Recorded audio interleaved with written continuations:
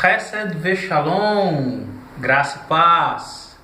Sou o professor Roberto Silva da Faculdade Teológica e Línguas Bíblicas, FTLB, passando para compartilhar com você um pouco mais sobre as Escrituras Sagradas, direto da língua original, hebraico para o Antigo Testamento e grego para o Novo Testamento. Você que ainda não é inscrito, se inscreva em nosso canal, dê um like se você gostar do conteúdo e ative o sininho para novas notificações. Hoje nós vamos falar de um assunto super interessante, um dos profetas veterotestamentários de grande influência e importância. Seu nome, Elias o Tisbita. Talvez você já ouviu falar de Elias, das suas proezas, sua coragem contra os profetas de Baal no Monte Carmelo, mas eu acredito que o que nós falaremos hoje, talvez você nunca ouviu falar. Bem, as traduções interpretam que Elias foi sustentado por corvos, e eu estou aqui para dizer que nos originais hebraicos, Elias não foi sustentado por corvos. Vamos lá? Confiram comigo. Peguem as vossas Bíblias, livro de 1 Reis. 1 Reis, capítulo de número 17. Vamos ser bem sucintos para que não fique tão grande o vídeo. 1 Reis 17, verso 1, a parte A. Então Elias, o Tisbita, dos moradores de Gileade. Então Elias, o Tisbita, dos moradores de Gileade, verso de número 4, que diz assim: E há de ser que beberás do ribeiro, e eu tenho ordenado aos corvos que ali te sustentem. Ok? Bem, vamos dar uma olhadinha na versão que a Bíblia foi escrita, a versão em hebraico, 1 Reis, capítulo de número 17, a parte A do verso 1. Vaiomer Eliahu Hatishbi Mitoshavei Gilad. Ok? Primeira coisa interessante já ressaltarmos. Vaiomer Eliahu. O nome do profeta não é Elias. Em hebraico, o nome do profeta é Eliahu. Eliahu. Professor, mas por que foi traduzido Elias? É importante ressaltar que quando a Bíblia passou a ser traduzida para a língua portuguesa, o seu primeiro tradutor, Almeida, João Ferreira de Almeida, ela passou por um período de portuguesação, vamos assim dizer. Ou seja, terminologias hebraicas foram portuguesadas para uma melhor facilidade de compreensão. Então, nome de personagens, nomes de lugares foram alterados. Como é o nome do pai da fé? Se você falou Abraão, está quase certo, porque em hebraico, Avraham. Qual o nome do filho de Ana com Eucana, o seu primeiro filho? Se você disse Samuel, está quase certo. Em hebraico é Shmuel. Shmuel, ouvido por Deus. Avraham, pai exaltado. Pai de multidões. Bem, voltando para o nosso texto, onde nós estávamos dizendo o nome do profeta, o seu real nome, Eliahu.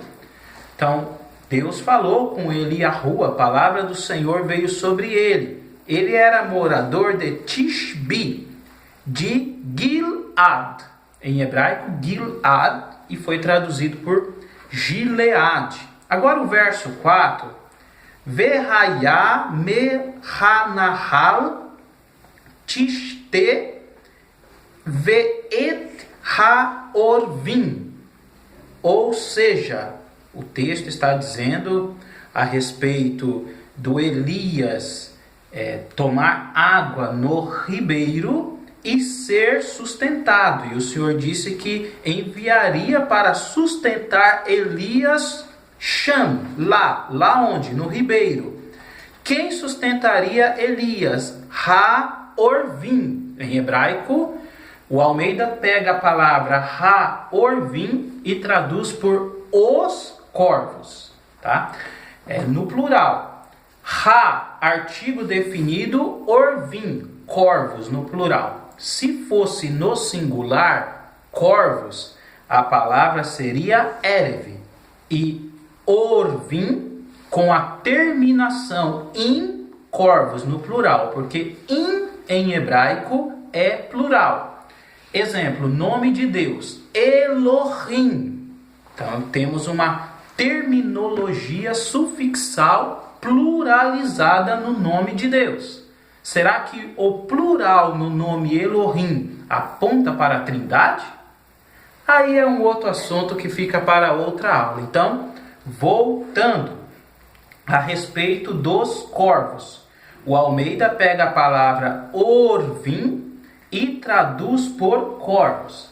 Agora o interessante, queridos, é que em 1 Reis, capítulo de número 10, o versículo de número 15, nós teremos Levat, Me-anshei, Hatarim, Umishar, Harochlim, Vechol, Malchei Ha'erev, Ufahot Haaretz.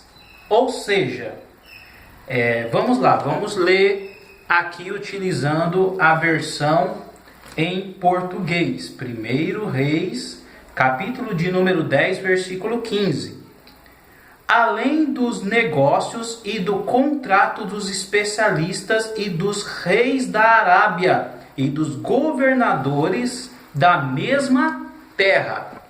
O interessante, queridos, é que em 1 Reis, capítulo de número 10, versículo de número 15, a parte B, que diz Vechol Malchei Ha'erev, e todos Malchei, reis Ha'erev, da Arábia, e todos reis da Arábia. A palavra Erev, em 1 Reis, capítulo de número 10, versículo 15, o Almeida traduz por Arábia, e o que antecede seria Malchei, ou seja, reis da Arábia.